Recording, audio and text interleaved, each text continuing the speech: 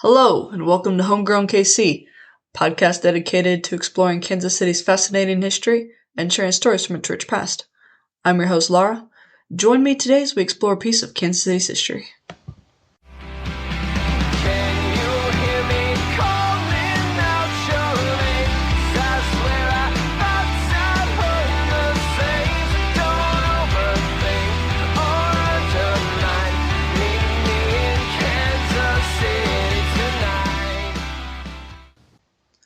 Hello, listeners. Welcome back. It's April, and it's been a month. The weather finally got drier and warmer, yay. And we were finally, after several months, able to plant fruit trees and bushes at the community garden, double yay. Also, speaking of fruit and trees, I'm recording this on Earth Day 2023. Never seemed like a big deal when I was growing up, but now that I'm older, I think it's a very big deal, especially amidst our fight against drastic and radically dangerous massive climate change. So there's that. But, there's also been multiple mass and public shootings across America this month. I think for the year we're already at over 100. You don't hear about every single one because a mass shooting is considered any shooting that injures or kills 4 people or more. But, we hear about enough of them. And we had one in KC about a week ago. It's so frustrating and upsetting to hear about shootings anywhere, but especially even more so when it's your own community. And I don't know, this is something I've not been able to get off my mind. Just got a lot of emotions that I'm feeling. I know I'm not the only one. Incredibly, Ralph, the 16-year-old kid who was shot, who was not killed, somehow he managed to walk/crawl away and seek help. The report I read said that he actually knocked on 3 different doors before he got help, so y'all that didn't answer, you had better be out of town, is all I can say. But, good news, miraculously, somehow he lived. Went to the hospital. He was sent home a few days ago, which is just incredible to me. His aunt started a GoFundMe and raised over $1.5 million. I know that a lot of that was from our community, which is awesome. It's been really great to see how our community has rallied around behind Ralph and his family. But I know that a lot of those donations also came from other people across America. So on Ralph's behalf, on behalf of my community, thank you. Ralph, I hope you and your family continue to heal, and I hope you get the justice you deserve. Alright, sorry, like I said, I just haven't been able to let go of that. Thank you for listening in. This is the start of Series 7, and since none of y'all had any suggestions for a cool name, and I really couldn't think of anything that seemed to fit, our series title is simply Amusement Parks. No, it's a little bit of a letdown. The name itself doesn't sound super exciting. At least not to me, I don't know. I was really hoping for something really catchy. But, lucky for y'all, like for me, the subject matter is really pretty cool. So this is topic 1, Electric Park. Let's dive in. We are going back to the early 1900s. I spent a lot of time discussing elements of the early 20th century. If you don't like it, suck it up, Buttercup. This is the good time of period. No, I can't say that. This is a very interesting period in history. Today we are specifically going back to May 19th, 1907, to the opening day of Electric Park. 53,000 Kansas Cityans ventured forth to visit this new and exciting, spectacular thing in Kansas City. It was owned by Heim Brewing Company. The park was run entirely on electricity and had, supposedly, 100,000 light bulbs.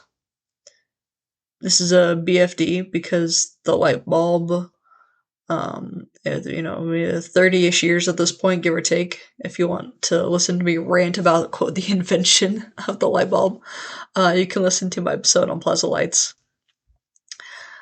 So, yeah, entirely run on electricity, 100,000 light bulbs, really, really big deal. There was, quote, a roller coaster, scenic railway, carousel, skating rink, swimming pool, which was called a natatorium, bowling alley, alligator farm, dye museum, theaters, dance pavilions, bandstand, penny arcade, shooting gallery, flower beds, a lake, and rental boats. Most alluring were the nightly performances of costumed young women who danced to a colorful electric light show on a platform on a large fountain in the center of the lake. The park, sometimes known as Kansas City's Coney Island, continued to serve the city's greatest amusement park for nearly 2 decades. End quote. Whew, that is a lot, right? That is a lot for an amusement park to have. Let's break some of that down. So Electric Park was often called Kansas City's Coney Island, as seen in that quote. Also often called the Great White City of Bush Creek. It was located between 47th, which is Emmanuel Cleaver Boulevard, and 45th, and the Paseo, which one of my sources said at the time it was actually known as Lydia Street. And I was like, whoa, I've never come across it being called anything but the Paseo, so I super need to look that up. And then the 4th Street was Woodland Avenue. Today it's an area of apartments and the Gates corporate HQ. It's only a few blocks east of Kaufman Gardens, if that helps you get an idea of the area better. It's actually the second electric park. This is Electric Park 2.0. The first park was located at, probably not going to say this right, Guinott? Nope, did not say that right. That doesn't sound right. Guinotte Avenue and Charlotte Avenue in the East Bottoms. So, the two electric parks, had a lot in common. They offered a lot of the same entertainment. And, okay, what's this thing that I mention a lot in history? Black and white folks were separated because their skin was different colors and people are idiots. Oh yeah, segregation. It's early 1900s. Both parks were 100% segregated. As I said a moment ago, the park was owned, first park as well, by Heim Brewery, and their history is amazing. A big, big deal to Kansas City history. But I really want to devote an entire topic to them someday, so I'm not going to dive deep into the Heim family at the moment. But here's a brief background for you because you do need to know this. The Heim family immigrated to New York from Germany, and then they made their way to St. Louis. The Heim brothers, Ferd and Michael, had a very successful brewery in St. Louis. Michael died, and Ferd moved to Kansas City, bought an older brewery, and renamed it, all in 1884. And this is the start of an even more successful brewery. Ferd Sr. has 3 sons, Joseph James, aka JJ, Ferd Jr., and Michael. In 1899, the boys decide the brewery needs more patrons, so they pay to have a streetcar built from City Market to the brewery in the East Bottoms.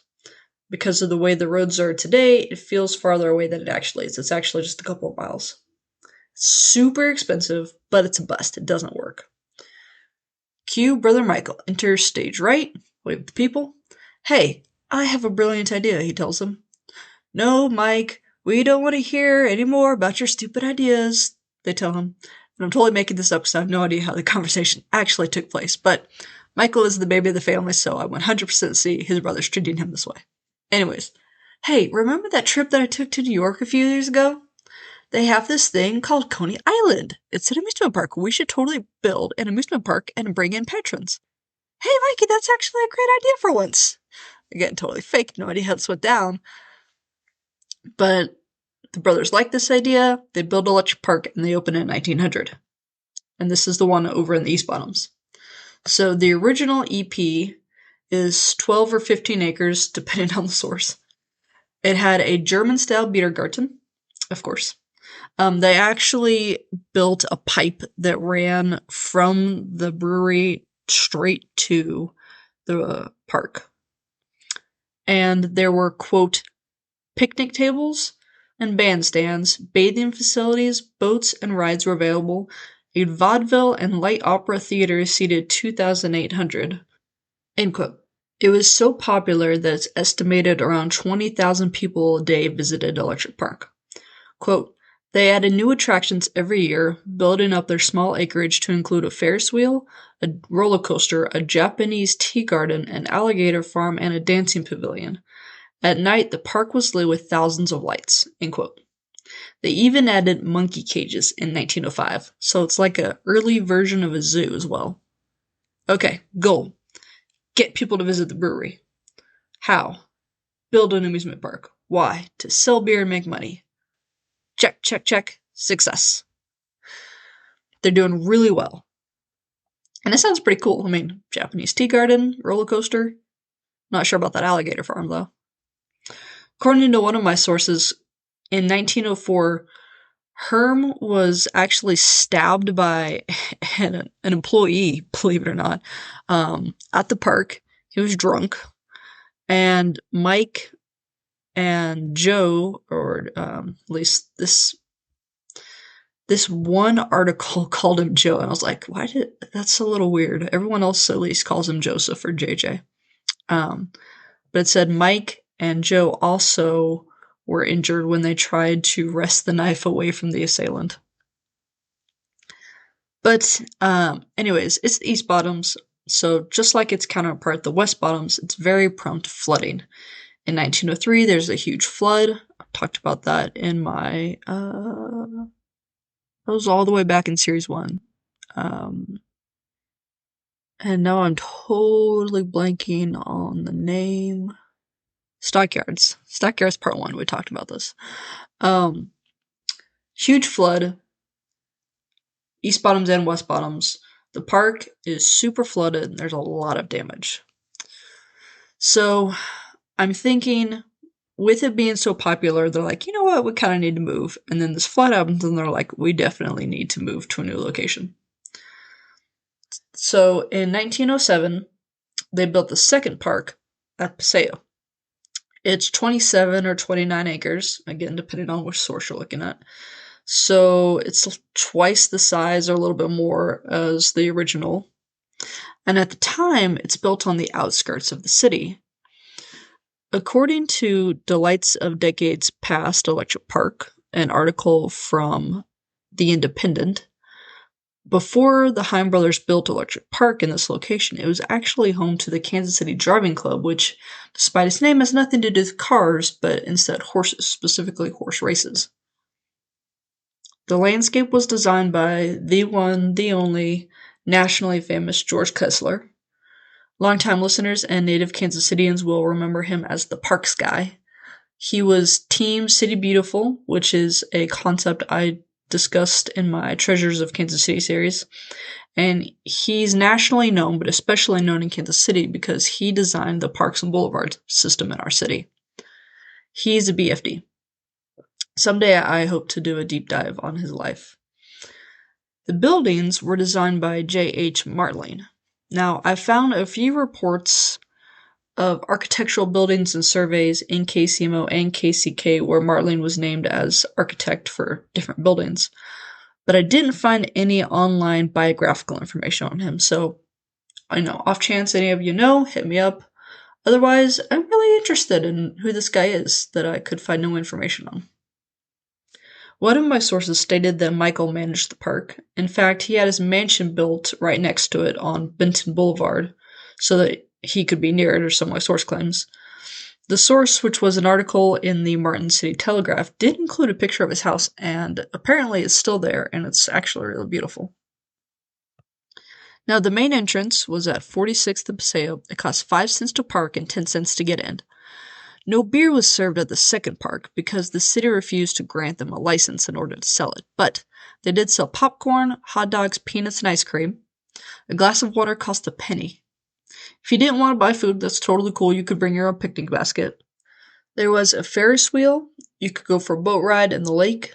And there was, quote, a miniature railway track that ran a complete circle around the park. The train operated only in the evening, end quote. The article in The Independent had another beautiful description that I want to read for you. Quote, the covered promenade stretching its light-gemmed length around the park and ending in huge towers blazing with lights against the sky is most impressive. It is not difficult to believe there are 100,000 electric lights in the park. End quote. According to RCBD.com, which is an online database of roller coasters around the world, this is a very cool find, Electric Park had 5 roller coasters. All 5 were wooden and you had to sit. There was the Ben-Hur roller coaster, built in 1913, the Dip Coaster, which opened in 1907, the Great Dipper, which cost $300,000 to build and opened in 1922, the Scenic Railway, which also debuted in 1907, and the Tickler, which was a Virginia wheel, ran from 1907 to 1909. So this was really interesting. Turns out there are actually different types of roller coasters, like specific, officially designated types. So a Virginia wheel, which was invented by Elmer Riel, and that's spelled R-I-E-H-L. He invented it at Coney Island in the early 1900s. He named it for his daughter Virginia. It featured spinning tubes that ran down a zigzag on a track, like from the top down. There was also a giant swing, which debuted in 1907. However, it collapsed in the first year and injured 8 people and was never rebuilt. Not listed in our CBD, but I did find a postcard on historichistory.wordpress.com which showed the Mystic Shuttle, which was a water-based roller coaster. The same website also had a postcard with Greyhound Racer roller coaster listed in the caption. All the way back to the beginning, I want to revisit this initial description of the park. Quote, most alluring were the nightly performances of costumed young women who danced to a colorful electric light show on a platform on a large fountain in the center of the lake. End quote. So about this nightly show. I found more information on this thing than anything else, but it sounds pretty cool. Another source said, quote, the owners installed a $70,000 fountain in the lake with a device that elevated a pedestal out of the water, bringing the classic group up from the fountain's base, actually the women's dressing room. Of course, not a drop of water touched the women, but it appeared otherwise viewed through the high encircling fountain spray. After several breathtaking moments with the colored lights playing on the immobile group, the entire scene sank out of sight, only to reappear with new groupings in color. Living statuary was rivaled only by the fireworks, which were also a free nightly feature, which shot high over the waters of the lake with bursting showers of intricate color and design. End quote. So for this nightly show, there's 4 girls in each show. They're paid $25 a night. Sounds like a lot of money to us, honestly, especially at that time. You know, they're in their little changing room under the lake, and through amazing mechanics, they're like raised up onto the platform, pose, look gorgeous for a few minutes, lowered back down. A few minutes later, new group, new pose. Okay, that's what's going on here. And again, through amazing mechanics, they're never getting wet, even though they're coming up out of the lake. I'm not sure how that works. But it gets better. Quote, from mid-August until the second week of September, when the park closed, Heim offered an extra attraction, the Mardi Gras. Real quick, not sure why we're celebrating Mardi Gras in late summer instead of spring, but whatever. Okay. Queen Electra, waving her wand to 400 costume attendants, opened the show by pressing a button which turned on the 100,000 electric lights. 8 orchestras and bands in various parts of the park played for continuous dancing. The parade of 16 magnificent floats moved slowly along the boundaries of the park, each one with a special theme and queen. End quote. KCHistory.org has an article all about Pearl Goelz, I hope I'm saying your name right, Goelz, aka Pearl Gale. She was Queen Electra for 9 years in a row, approximately 1916 to 1925. According to Ms. Pearl, this nightly show began promptly at 9 p.m. and ended at 9:15. And the girls always had bougie-ass costumes made of silk or chiffon and designed by, quote, Mrs. Lillian Larkin, who planned, executed, and directed the nightly spectacle. She served as wardrobe mistress at the Shubert Theater during the winter months." End quote. Ms. Pearl told reporters that one year her dress and cape cost $3,000 alone. So, we have a dance pavilion, we have a theater, we have vaudeville and bands, other performers, not burlesque. Burlesque is for inside, but vaudeville's okay, that's family friendly. Taking place in this theater, in these dance pavilions, etc. The bandstand seated 10,000 people. One performer was Eugenia Dennis, who was a psychic from Atchison, Kansas. John Philip Sousa, a famous American composer, and his band also performed there at one time. And if you're like, that sounds familiar, he wrote the Star Spangled Banner. So I know y'all know that one. You could swim in the lake, and in 1912, the swimming beach was, quote, reconstructed. Not sure what we mean by reconstructed, but okay. That's according to artsandculture.google. They also installed water slides in the 1920s and had diving boards by the 1920s. I'm not entirely sure what year those were added. However, I did look up and learn that the modern diving board was invented in 1916, so probably late 1910s we got that. Honestly, I found several ending dates for Electric Park. It was kind of confusing at first. So, everyone agrees there's a small fire in 1920. And then most of my sources say the end came after a larger fire destroyed everything in May 1925. But there are others who are like, oh, there was a fire, yes, but it stayed open until a second large fire in 1934. And I was like, okay, somebody's date's gotta be off, right? However, after all my research, it seems that it did manage to stay open in some sort of limited capacity after this first large fire in 25. All of my sources were like, everything was destroyed. The only thing still standing was the beach and I think dance pavilion. I was like, well, of course the beach is standing. It's not a constructed edifice.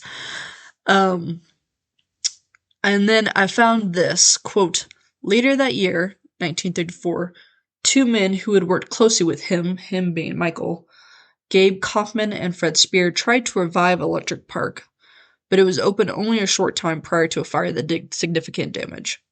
So, end quote. So yeah, seems like it stayed open in some capacity through the 1920s and into the 1930s, but then 1934, definitely dead. JJ died in 1927. Mike passed in January 1934, so just before the actual end, final end. And Ferd died in September 1943. Green Village Apartments was built on this site in 1948. It's still there today. And I didn't mention this earlier, but did you know Walt Disney himself lived in Kansas City when he was a young boy? And he actually visited Electric Park when he was a young boy, and his memory of it inspired him to create Disney World in Orlando. Yep, that's right. 100% factual, not supposition or mythology. You are welcome, world. That is Kansas City's gift to you. And barbecue and jazz and Patrick Mahomes. In 2019, Casey Parks renamed Heim Park at Chestnut Trafficway and Martin Avenue, site of the original Electric Park, renamed it Himes Electric Park. Lenexa also has an electric park at West 95th and Lorette. However, Lenexa's EP is not an amusement park. It's just a green space. 10 acres, includes shelter, restrooms, playgrounds, basketball court, horseshoes, sand volleyball, and a walking jogging trail, and a community garden. So actually, it sounds like a really nice park. In 2021, Reiger Distillery, owned by Andy Reid and Ryan Mabey, they bought Heim Brewery Bottling House in 2018. In 2021, they opened up a very cool backyard patio / event space, and they named it Electric Park in honor of electric park. Y'all really should visit this newest electric park. It does not feature alligators, thank God. However, it does have fire pits, good food and good drinks. The distillery, which I visited, actually also 2021, I think it was October 2021, has a really good exhibit about brewery history in its lobby, and you can tour the facility. It's very affordable and very cool tour. And you get to sample some whiskey while you're there. That is all I have. Thank you for joining me today as we explore this piece of Kansas City's history. Join me next month for topic 2 of this series, Fairland Park. Alright, sources. So, vertical files from Missouri Valley Special Collections, of course. KansasCityHistory.org, of course. An article from Martin Silly Telegraph. This has been a really good resource for me lately. artsandculture.google.com, also a very good source. KC Libraries What's Your Q blog, pendergastkc.org, historicdisney.wordpress.com, which I mentioned briefly during this episode. It's a blog about Disney history, so it's very cool. RCBD, which I also mentioned. It's an online database about amusement parks and roller coasters in the world. Very cool. And last but not least, the article in The Independent, which is Kansas City's Journal of Society.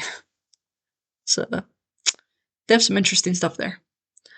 Links. I actually do have a link for you for the first time in a long time. Defunctland, which is a YouTube series that discusses the history of extinct theme parks and themed entertainment experiences. They also have a podcast. They have a video on YouTube about Electric Park. And this video is really good. It has so much detail, a ton of detail. He doesn't cite his sources, and he spoke way too fast for me to keep track of all of it. But he includes a lot of information that I was not able to find elsewhere, so I didn't include it here. A link to that video will be on my website. I hope you will consider becoming a financial supporter of the show. There are several ways you can do so. You can subscribe at patreon.com/homegrownkc or redcircle.com/homegrownkc. You can also give a one-time donation at redcircle.com/homegrownkc or coffee.com/homegrownkc. That's ko-fi.com. You can give as little or as much as you want, even as little as $1 a month.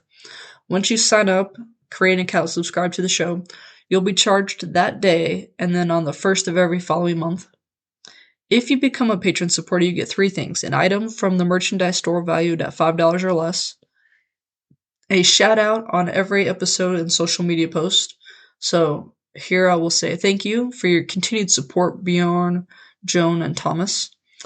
And you get access to exclusive bonus content featuring local historians, archivists, and museum curators. Everyone who simply donates will receive a shout out on the next available episode, but you do not get the bonus content and you do not get anything from the merchandise store. Additionally, if you donate on Coffee, 1% automatically goes to help fight climate change. My latest patron episode was with Lisa Pena of Urban Hikes KC. She's very laid back, very cool. We had a good conversation. And that episode will be available to general audiences for a limited time this summer. I'm thinking probably July.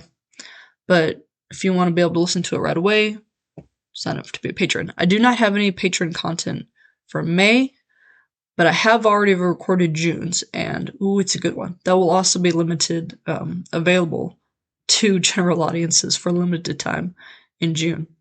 If you cannot support me monetarily, which I totally understand, you can still support me by following, liking, and subscribing to my Facebook, Instagram, Pinterest, Twitter, and Tumblr pages. Also my YouTube channel, Homegrown KC on all of them. Tell your friends and family about me, tell your coworkers and your neighbors about me, have them start listening, and make sure you rate and review me wherever you listen, but especially on Apple Podcasts. You can visit my website for additional information. That's homegrownkc.wordpress.com. And while you're on my website, sign up for my newsletter. You're not going to get an email every day. No, don't worry about that. Once a month, usually the first Saturday of the month, you'll get an email that says, Here's what's new, here's what's going on, here's what's coming up. Someday, I'm hoping to do giveaways. If you have any questions, comments, concerns, or episode suggestions, you can email me at homegrownkcpodcast@gmail.com or DM me on any of my social media networks. I love to hear from y'all. For merchandise, go to zazzle.com/store/homegrown_kc_store. That's zazzle.com/store/homegrown_kc_store. As always, thank you goes out to my talented sister-in-law, Sarah McCombs, for the creation of my logo, to the Dear Misses for the use of their song Kansas City as the intro and outro music of the show, and to local libraries, which enable me to gather all my research. And thank you to you, listeners. Thank you for listening. Cheers!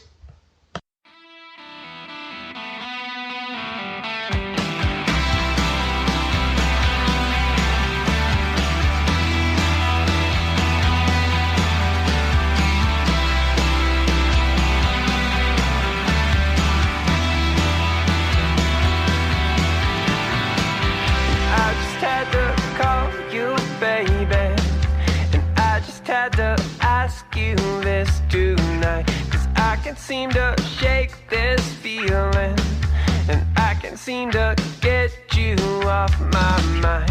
Thought I lost my nerve forever, and I know that it's now or never. Try and see this through. Tie loose ends up with a bow and start anew. We could talk